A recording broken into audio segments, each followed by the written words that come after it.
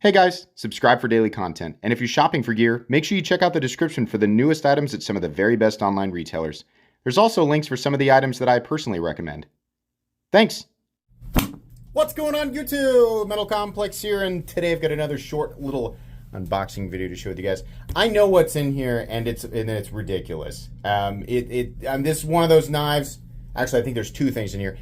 It's one of those things that's going to be really interesting to some people and kind of like over the top for other people. Some people might actually hate it, but if you want to see what's inside, just bear with me. Thanks so much to Rike for sending these in. Thanks to my patrons for supporting me. And please make sure to follow me on Instagram at metal_complex. So I'll link these. My understanding is that they are available. This is just an unboxing and first impressions, and I am going in blind, right? So if you're new to my channel and you don't know how this works, unboxings are blind. I don't really know a whole lot about the knife. I spend some time with it afterwards and then do a second full comprehensive review. It's also a nice way, for a lot of times my viewing audience ends up knowing more than me about this stuff. If you could imagine, as a content creator, who looks at anything and everything, and considering how expansive the knife world is, it's really impossible for me to know everything about everything all the time. So a lot of times the unboxings, it's kind of fun for my viewing audience to watch me experience something, like legitimately right out of the box, and it's a good way for me to learn from my own audience. I think there's quite a few people who, here recently just have joined and are just not sure how I do things. So if you didn't know, this is how I like to do it. It's kind of how I've always done it. People have been around for a bit know that, but hey, if you didn't know, now you know. Okay, so we got two from Rike. This is the RK Alien 1P. Plain titanium handle, Bowler M390 blade. Really? Considering what this is, that's surprising. Let's look at it. Let's look at it. You'll understand what I mean here in a second. We'll get the other one out here in a sec. Okay, it's going to be a crazy one, right? Gas station aesthetic is hardly doing this justice. Oh my gosh, what? So I think a lot of you guys who are familiar with Rike are probably familiar with the original Alien. And this is the, look at this. Love it or hate it.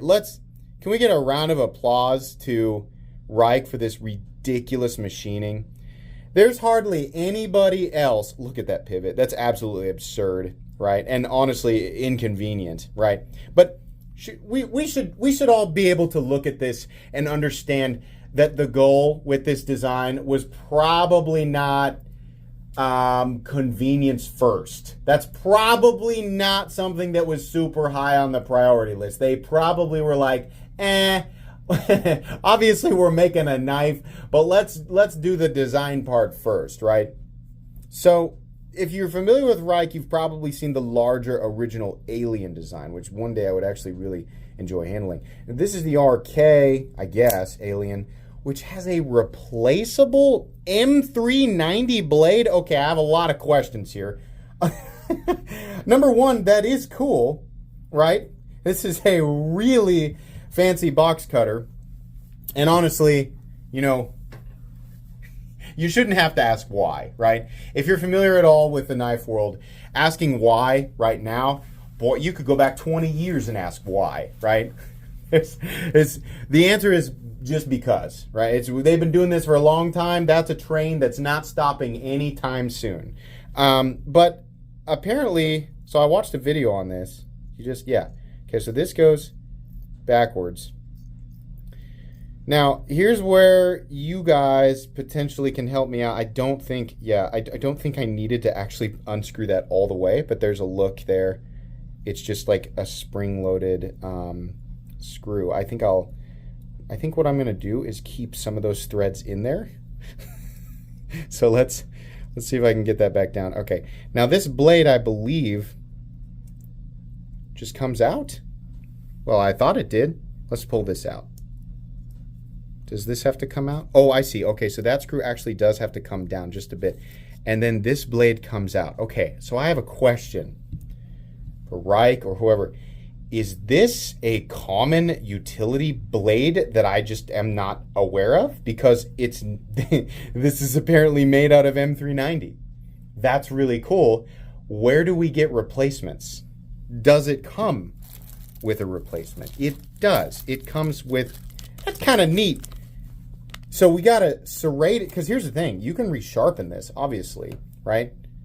But the idea behind a blade that comes out of the frame is you can replace them. It's kind of, I'm not sure where we are on the teeter-totter of convenience and utility. Oh, we're way over that line. But the idea of throwing away an M390 blade and replacing it is an odd thing to consider. But my next question is, where do we get these? It comes with one serrated blade, and that's, are they both chisel grounds? No, that has the V grind, but this has what you'd expect, right, for the serrated edge, right? That is wild. That is super weird. Obviously, this is not the first time that I have seen why am I having such a problem with this? I don't know why I'm trying to put this in upside down. That's stupid. But something about putting this back in is creating a bit of an issue for me. Oh, it's because you have to push this down, right? Maybe? Yeah, okay. You got to push that down. That makes sense. And then this right there. So yeah, this is definitely cool, and there's a lot of work that went into it, or a lot of machining, and obviously a lot of design. This is pretty machine intensive, right? We can't pretend that this doesn't, even if it is. How do you disengage it? Oh wow, wild.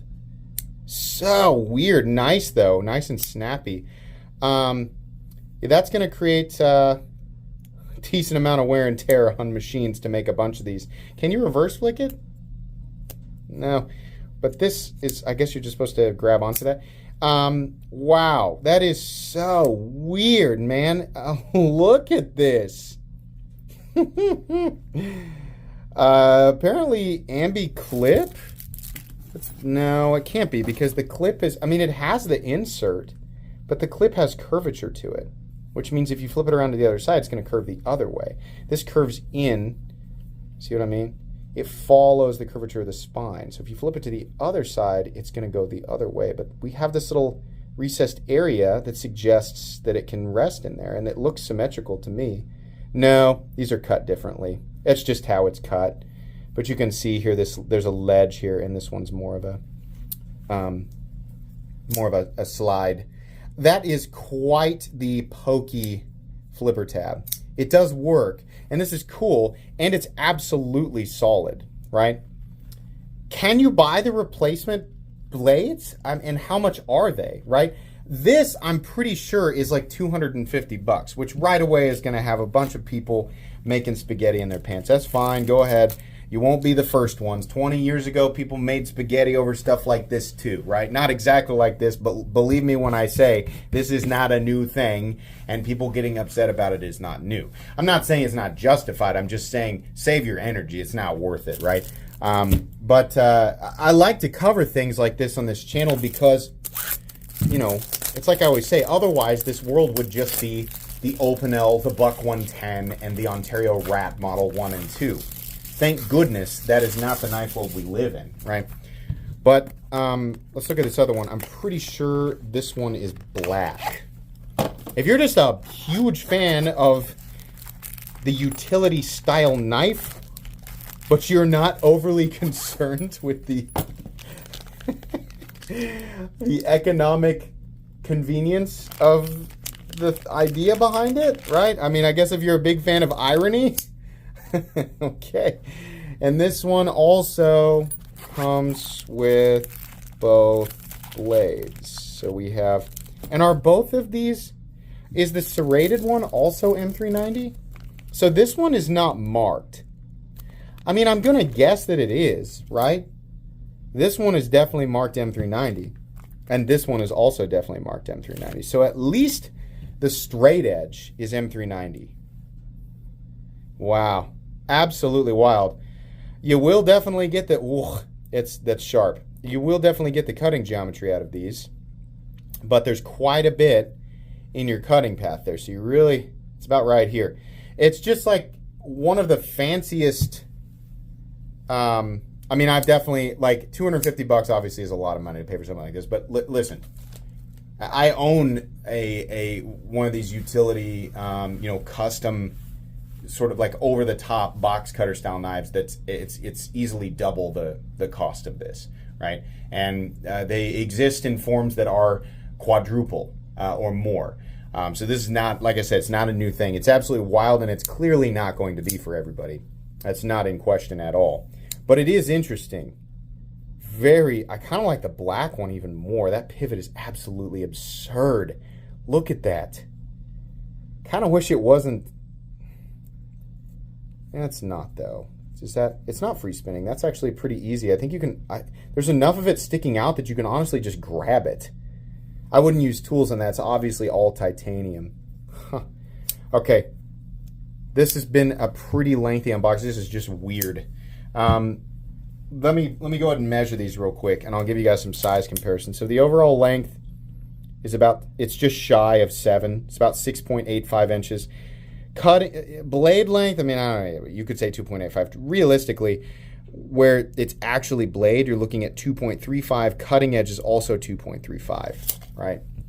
So knives that are similar in overall size, Para 3, Pyrite, those are going to be a little bit, honestly, it's probably closer in overall size to the Elementum. Yeah, that's probably where it's going to be. Okay, super weird. I have a lot to, this is just an unboxing and first impressions. Other than what these look like, I didn't know anything about them. So I will gather information. My biggest question is, can you buy the replaceable blades, and how much are they, right? I mean, if that was a $10 blade, well, hey now, that's not bad. But, if that's like a $40 replacement blade, well, I don't know. I just have no idea. I've never seen a razor blade like that. I've never seen a utility, like a replaceable blade like that. It's possible that those exist, and I'm just not aware. If this is some sort of universal blade shape, and you can buy these and they don't have to be M390, that adds a little bit of intrigue to it, but I don't know that. If I find out that that's actually the case, I'll provide links for that stuff in the description. But as of this moment in time, while I'm recording it, I have no idea. So anyways, all information that is either in the description, if I can find it, or information that will be included in the final review. That's going to be pretty much it for today, though, guys. Really interesting stuff from Rike. Please make sure to follow me on Instagram at metal_complex. If you enjoyed this video, leave a like. If you'd like to check out my other content, I do, of course, have lots of videos of knives that are either expensive or inexpensive that I do or don't like, so check those out. And if you enjoy all my content, go ahead and click on that Metal Complex logo right there and subscribe, because there's definitely more coming. Thanks again for watching, everybody, and have a great day.